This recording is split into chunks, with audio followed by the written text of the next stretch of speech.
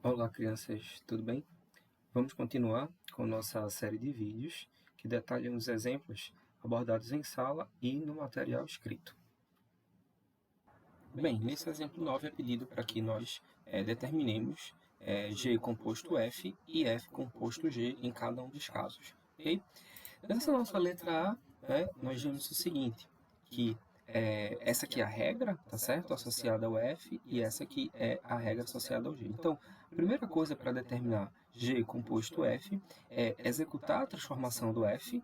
Então, ó, dado que a gente tem o vetor U, a transformação associada ao F vai ser essa. Veja que é exatamente o que tem aqui, tá certo? Então, é duas vezes a primeira componente, tá certo? E a segunda componente mais a terceira componente. Segunda componente mais terceira componente. Desse resultado, nós vamos fazer agora a transformação associada ao G.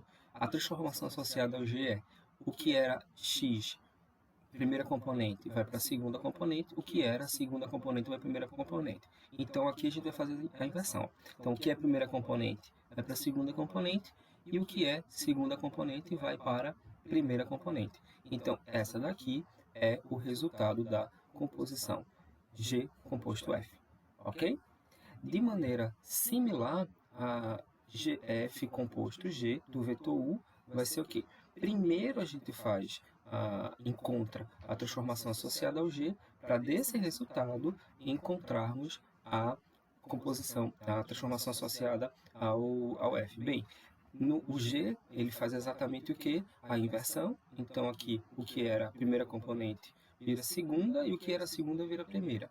E aqui, ó, o F ele é do R3 para o R2. Só que quando fizemos a transformação G, ele saiu do R2 para o R2. Então, a imagem, né, do vetor, esse vetor aqui, é no R2. Só que o domínio de F é o R3. Logo, isso não é compatível e essa composição ela não existe.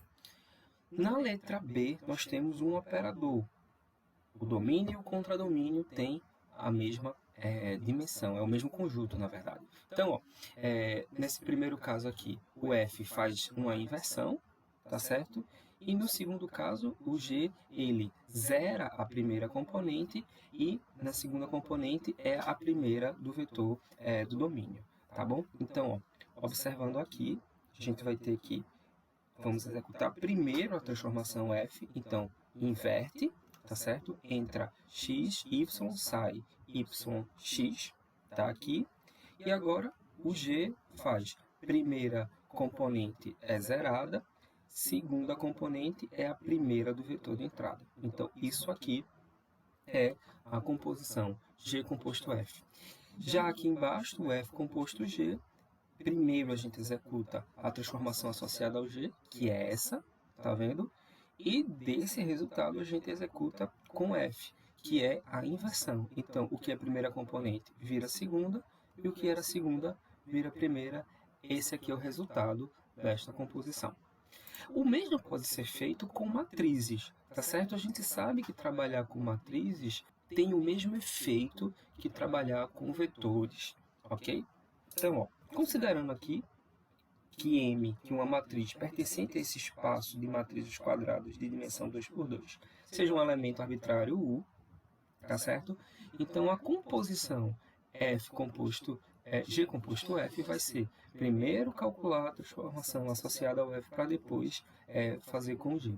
A transformação associada ao F é o traço da matriz, ou seja, a soma de todos os elementos de sua diagonal. Então, aqui, ó, o traço dela, tá certo? E aí a gente vai pegar do traço, encontrar a transformação associada ao G, que é a inversa. A inversa não, perdão, a transposta. Então, vai ser a transposta do traço, como o traço é um número, a transposta do número é ele próprio, ok?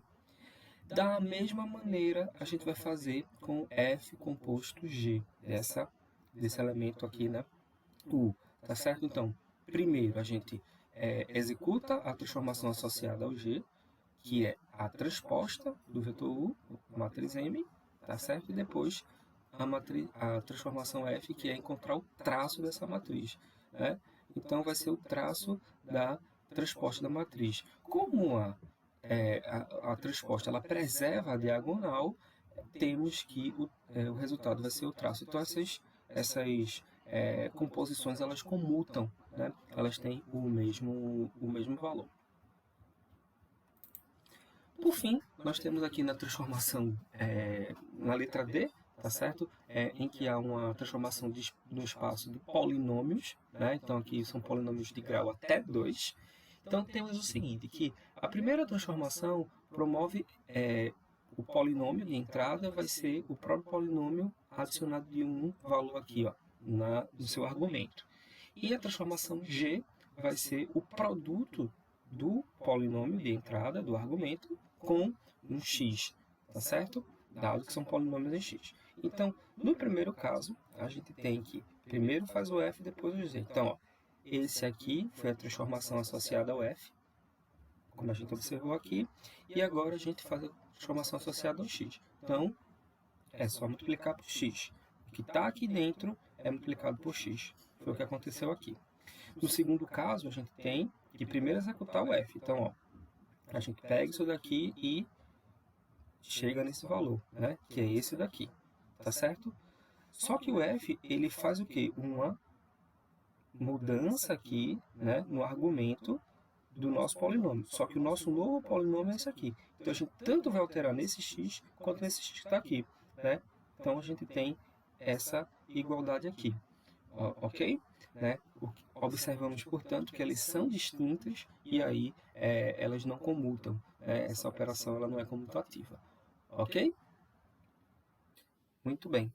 Isso é tudo, pessoal, e até a próxima.